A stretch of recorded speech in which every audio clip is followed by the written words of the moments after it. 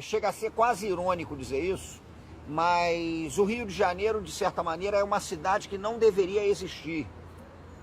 Porque quando você fala com urbanistas e etc., você vai chegar à conclusão que o pior lugar do planeta para você colocar uma cidade é um lugar em que você tem mar de morro, é o lugar em que você tem área pantanosa, é o lugar em que você teria, né, que fazer aterro, você teria que furar o morro, você teria que drenar pântano. Então, se a gente pensar por essa perspectiva, é uma cidade que, a rigor, já é um milagre por existir, né? Mas como do ponto de vista histórico, isso aqui era a última enseada, né, a Baía da Guanabara e etc., que dava uma certa segurança. Antes das embarcações chegarem à região do extremo sul para ter acesso ao Rio da Prata, isso aqui acabou tendo uma relevância e a cidade começou a crescer com essa perspectiva. E o Cais do Valongo é por onde chegaram, né, milhares, centenas de milhares de africanos entre o final do século XVIII e o início do século XIX.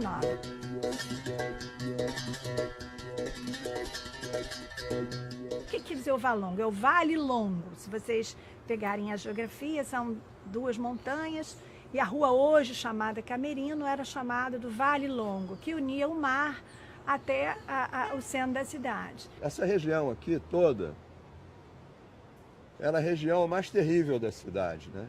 Por aqui entraram, talvez, segundo algumas pesquisas, cerca de 1 milhão de africanos. Imaginem o que não é isso num espaço de poucas décadas. Durante o século XIX, praticamente todos os capitais financeiros do Império tiveram ligação direta e participação direta com o tráfego negreiro. Ganhou dinheiro o grande financista que emprestava dinheiro para os armadores, como ganhou dinheiro aquela viúva que com o pecúlio do falecido comprava 1 ou 2 escravinhos para ter um arrimo na velhice. Toda a economia do Império estava diretamente ligada e desfrutava do tráfego negreiro. A região do Valongo foi inicialmente ocupada para receber os africanos escravizados, que antes chegavam pela Praça 15, pelo centro da cidade, pela então Paço Colonial e Paço Imperial. Como a cidade crescia no final do século XVIII, foi por bem, as autoridades entenderam colocar a chegada dos africanos num lugar distante. Quer dizer, o cais, no final do século XVIII, o Cais do Valongo era considerado distante do centro da cidade.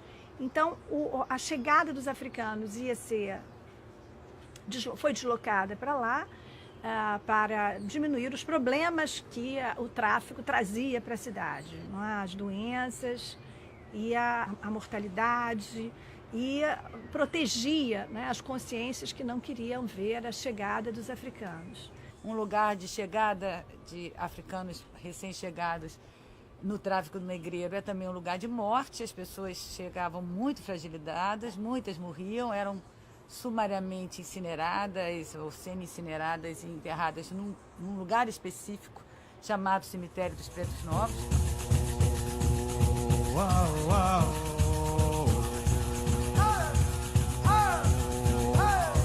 Exatamente quando esse tráfico começa a ser proibido, finalmente ele é proibido em 1850, é o momento de grande boom de exportação do café, e aí essa região da cidade começa a crescer muito na segunda metade do século XIX, com os trapistas de café, com os trabalhadores de café. Os negócios, as lojas de café, a estrutura dos bancos, do comércio, do transporte. Então, essa região da Pequena África passa a ser quase que o coração da cidade em termos de produtividade e riqueza populacional.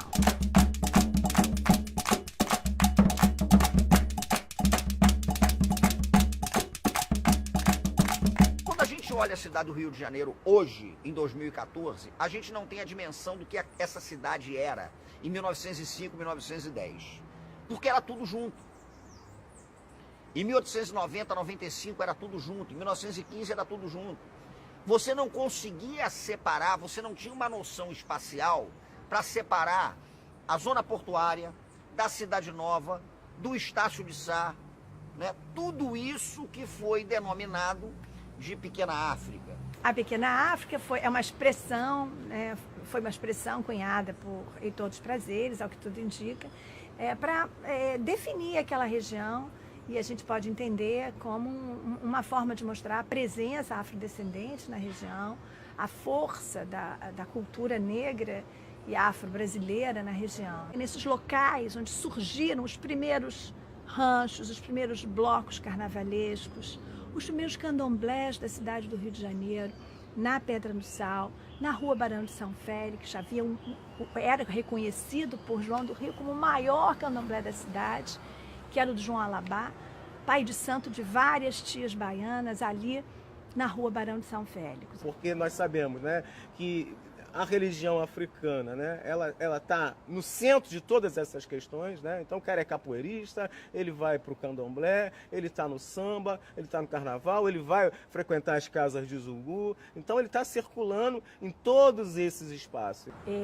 E esses locais de encontro construídos pela população negra, quando eu digo construídos é porque não era fácil ter isso. A polícia perseguia, a polícia não gostava de desordem. No Largo da Prainha, por exemplo, tinha uma casa de Zungu, que a polícia deu batida algumas vezes por desordens que tinha na casa de Zungu. Era um local onde os trabalhadores iam almoçar, não faziam as refeições. Era o angu, e o nome Zungu, angu, tem uma proximidade. E ali eram feitos grandes panelões de angu. Esse angu podia ser vendido na rua também. Mas no caso ali na Rua da Prainha, era numa casa que também congregava os trabalhadores na hora das refeições. Não era fácil conseguir isso, autorização para funcionar, mas funcionava. E eles acabaram impondo à cidade do Rio de Janeiro essa forma de viver. Não é à toa que a cidade do Rio de Janeiro vai ser um polo de produção cultural e de renovação cultural fundamental no Brasil e no mundo. Samba significa filha de santo nas línguas banto. E que samba, na verdade, o homem não dançava samba, né? Então, os homens eles iam em busca, quando falavam do samba, era dessa cerimônia religiosa da macumba, que tinha as iaôs, as filhas de samba, as filhas de santo, que na verdade, né, após o culto religioso, é que com a mesma instrumentação do culto, que se fazia, né, o que nós passamos a conhecer como samba, que eram as músicas voltadas, né, para temáticas profanas, né, que o cara falava das desilusões amorosas, falava da vida difícil, né, da pobreza, né, da malandragem principalmente. E muitos desses músicos saem dessa pequena África, como Donga, Pixinguinha, Heitor dos Prazeres. Onde eles estão? Onde eles nasceram? Nessa região aqui, tá? A gente, por exemplo, tinha pertinho a famosa balança. A balança da Praça 11 e tal. Na balança você tinha o jogo de pernada. Que é um negócio que, a rigor, você planta, você fica lá plantado, você fica o pé no chão, e o teu oponente quer te dar uma banda para que você caia, para que você tome o tombo, enfim, é a roda da valentia.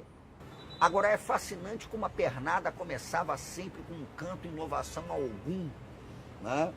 Porque Ogum era o general da banda. E quando você começava, chegou o general da banda, chegou o general da banda, Mourão, Mourão, vara madura que não cai, Mourão, Mourão, a catuca por baixo que ele vai. Isso fez tanto sucesso que o Blackout depois assumiu a postura de general da banda. Então aparecia o Blackout com galhardões e etc e tal, e as pessoas achavam que era o general da bandinha, sabem de nada, né? Então, nesse momento, por exemplo, do samba carioca, o Getúlio Vargas ele estava interessado em formular essa cultura nacional do Brasil, né? Não apenas, né, com uma série de iniciativas, né, como criação de uma série de empresas nacionais, né, a Rádio Nacional entre elas, como também de valorizar, né, determinadas culturas que ele entendia como culturas nacionais. No caso, o samba, né, que surgia naquele momento, né, esse samba carioca, e que encontrava espaço nas rádios, né.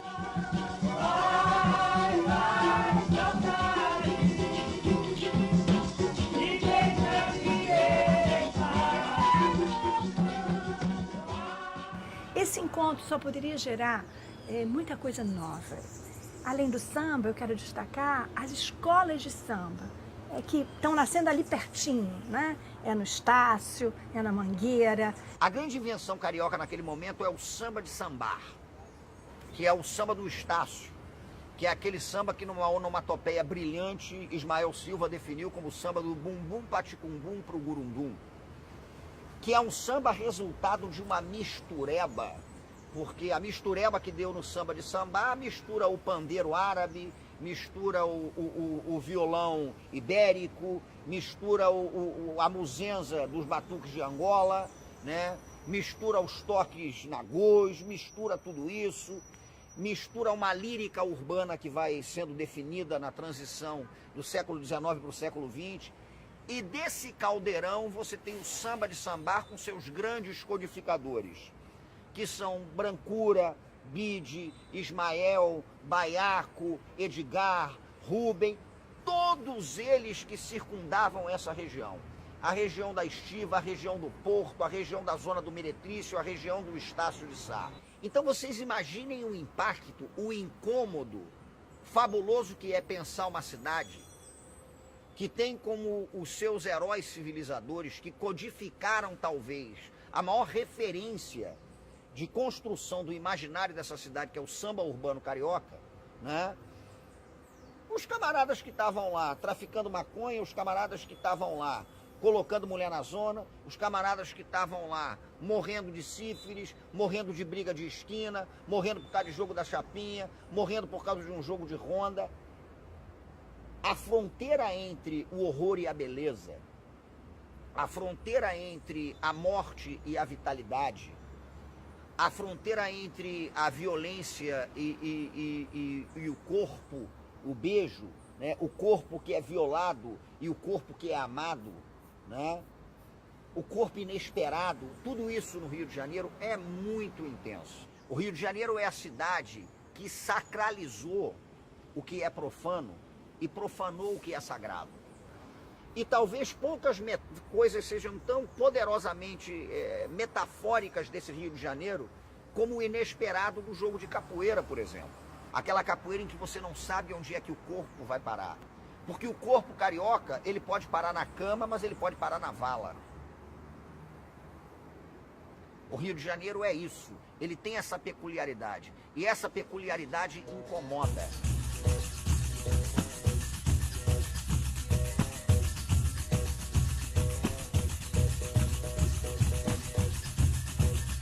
A República, ela é muito mais perversa com o negro, com o pobre em geral, do que o Império, se a gente pensar. Quando vem a República, o negro desaparece do mundo do trabalho, né? Você tem aí, antes da República, o fenômeno da abolição. Então a abolição, ela vai deixar esses negros completamente desamparados. Eles vão estar no subemprego, né? No trabalho do comércio ambulante. E também muitos vão associar ainda trabalho à escravidão. E por conta disso eles vão negligenciar esse trabalho. Então surge aí toda uma questão em torno da malandragem. E eu vejo essa malandragem, né, não de forma negativa, mas uma malandragem no bom sentido. É uma forma de você lutar, de resistir contra a pressão, né, desse Estado brasileiro, né, desde a colônia até a República. Por isso o recurso à malandragem, né? É o cara que vive de pequenos golpes, é o cara que vai jogar o carteado, né? E sempre a valer dinheiro, sempre apostado. Então é o cara que vai se virar. E é o cara também, né, que vai ser o conquistador, né? Vai ter muitas mulheres. Então toda essa questão é uma forma de luta, de resistência, que vai fazer com que esses negros agora apareçam no mundo da desordem. E por aparecerem no mundo da desordem, a repressão vai ser muito grande. o Brasil adota de fato um projeto muito contundente de promoção de um branqueamento racial. E esse projeto de branqueamento racial, ele se estabelecia em duas perspectivas com muita clareza nos primeiros anos da República. Ele era um projeto de branqueamento físico, de que as relações intrarraciais depurariam a raça até o ponto em que o Brasil não teria mais traços negroides ou indígenas em sua população, né? E um branqueamento que se estruturou em cima do Código Criminal de 1891, com a elaboração da Lei de Vadiagem. A Lei de Vadiagem estabelecia que a vadiagem deveria ser criminalmente punida. Só que ela era uma lei que não explicava exatamente o que era a vadiagem. Então você ampliava um arco para enquadrar na vadiagem tudo aquilo que fosse referência, né, dos traços de cultura, sobretudo afro-ameríndias, que o Brasil tinha e tem, e que a cidade do Rio de Janeiro particularmente tinha e tem. Talvez o elemento mais contundente desse projeto, do ponto de vista da urbanização da cidade, tenha sido a reforma Passos. Mas a reforma do Pereira Passos veio acompanhada de um código de conduta municipal que era um negócio muito sério, né? Porque o código de conduta que acompanhou a reforma Passos estabelecia, por exemplo, que passava a ser contravenção passível de se transformar em crime se repetida você andar descalço nas ruas do Rio de Janeiro. Como é que você lida com a realidade de que você não quer ser tratado como criminoso? E isso, evidentemente, te coloca numa posição de estabelecer canais mínimos que sejam de diálogo, mas, ao mesmo tempo, você não pode perder a vitalidade. E, muitas vezes, o que é vital para você é o crime. O crime na visão deles. Quem fazia capoeira era vagabundo. Na cabeça da sociedade, quem praticava capoeira era vagabundo, era marginal. Ainda tinha esse ranço da história. Um ranço da história que o sistema montou. É difícil hoje no Brasil você encontrar alguém que não tenha sido diretamente marcado a ferro pela questão da escravidão, né? E mesmo os senhores. O branco, mais branco, da melhor estirpe de escravagista, é irmão de preto mais preto, das escravas desse escravagista. O melhor sobrenome desse país, se tiver um pingo de consciência, sabe que aqueles ali podem ser descendentes do seu irmão negro, feito pelo seu tataravô branco. Exatamente como é que você pode lidar com esse dilema? E aí eu chego à segunda parte da pergunta, que é o nosso dilema. Mas eu sempre digo uma coisa e aí eu aplico a capoeira. Eu sempre lembro da fresta. E a fresta não é mole.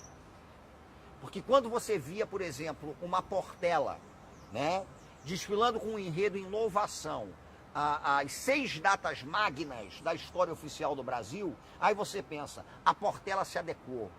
Só que o naipe de caixas da bateria da Portela batia o agueré de Oxóssi. Porque o patrono da bateria da Portela é Oxóssi. Então você reconhecia a bateria da Portela quando você ouvia aquilo.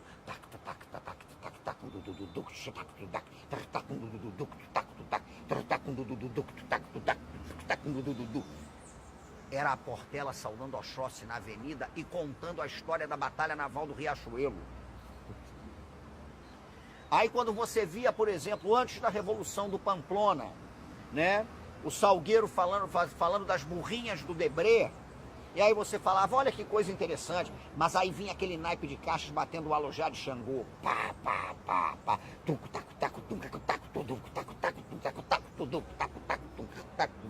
Isso é fresta. Isso é a subversão pela festa, pela fresta.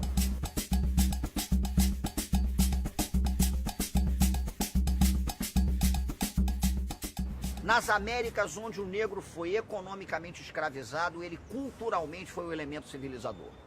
Uma tragédia sempre é uma tragédia. Não tem como você tirar da tragédia essa perspectiva. Mas há insights na tragédia que nos redimem como homens. Por isso a relevância da gente estar atento a tudo que acontece na zona portuária. Por isso a relevância de saber que a zona portuária, ela grita no que ela é e ela grita naquilo que ela não é mais, né?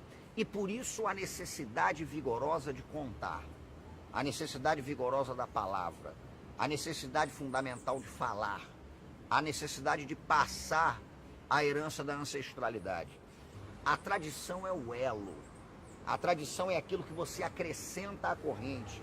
A tradição é uma corrente que um outro elo vai ser colocado depois, você não sabe a princípio que outro elo é esse, né? Mas é o elo que joga para frente, é o elo que pensa lá na frente.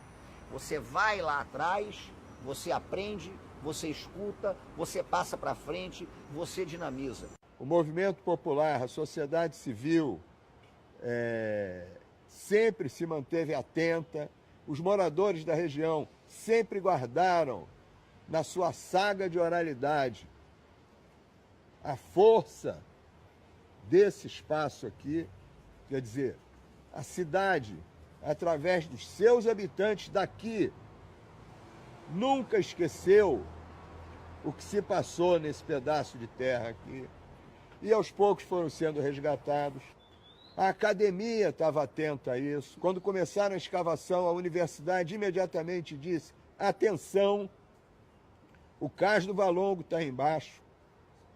E nós redescobrimos o cais. Ele está aqui, com aquelas pedras pisadas de sempre. E agora nós começamos o resgate do cais do Valongo como local de memória. Mas não é só aquele pedacinho de pedra, é esse entorno. Nós temos aqui a Docas Pedro II, que é um monumento à capacidade dos descendentes de africanos a contribuir decisivamente para a construção desse país. Porque nós pensamos sempre no escravo doméstico, no escravo das minas, no escravo da lavoura. Pois bem, foram filhos dos escravos das minas, das lavouras, dos escravos domésticos, os irmãos Rebouças, que construíram esse maravilhoso pavilhão que recebeu o nome de Docas Pedro II, em homenagem ao monarca que permitiu a esses descendentes de escravos a privarem da sua intimidade e que valorizou o trabalho desses descendentes de escravos. Então, a Doca Pedro II complementa e dá sequência a esse sítio de memória ímpar, que é o Cais do Valongo. Porque com a Docas Pedro II se fecha uma equação. Aqueles que entraram aqui a ferros ferrados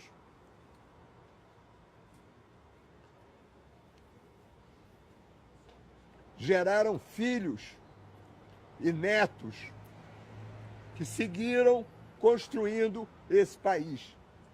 A herança africana é a construção da nação que a gente vive hoje.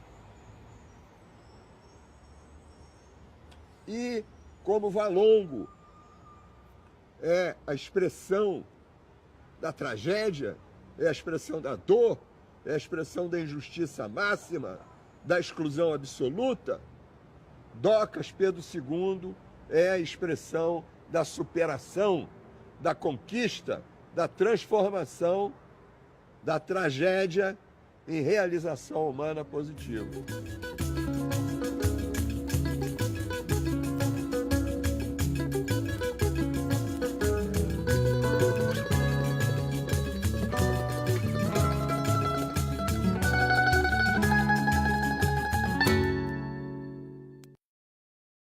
E aí vem a pergunta, e como a cidade vai lidar com isso? Como é que a cidade vai... E aí quando a gente pensa na cidade, a gente pensa a capoeira é a cidade, o samba é a cidade, né? A macumba é a cidade. Mas eu acho que a cidade do Rio de Janeiro vai continuar com esse embate, porque esse embate é fundador da própria ideia de cidade.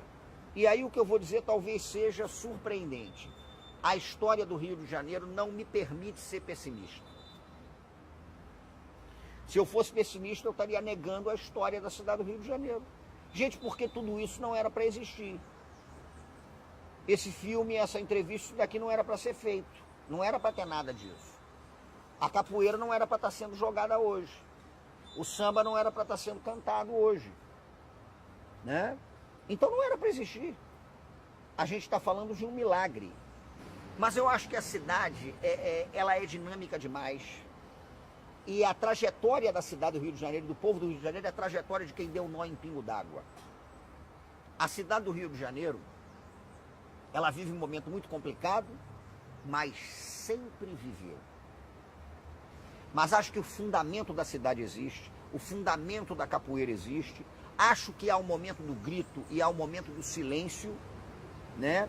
E acho que está na hora da gente olhar um pouco mais para essa cidade do Rio de Janeiro que silencia, mas que no silêncio dá a volta ao mundo. E dando a volta ao mundo começa a jogar. É essa cidade que eu acho que vai ser a nossa redenção. É essa cidade que eu acho que vai sobreviver dando nó no rabo da caninana. Yeah! Na minha terra eu vivia, colega velho, em Angola eu era rei. Na minha terra eu vivia, colega velho, em Angola eu era rei. Homem branco fez-me escravo, num porão muito penei. Minha morte Deus não quis, colega velho, na Bahia eu cheguei. Ai, oi, oi, nova terra eu encontrei. Português me fez escravo, colega velho, minha história eu guardei. Na mandinga me fez safo, capoeira me livrei. Hoje em plena liberdade, colega velho, novamente eu sou rei. Ai, oi, oi, eu de novo me achei. Os meus filhos concebi, na Bahia os criei. Oh, que terra hospitaleira, colega velho, no Brasil eu morrerei. Camará, e viva meu Deus, viva meu Deus, camará, e viva o mestre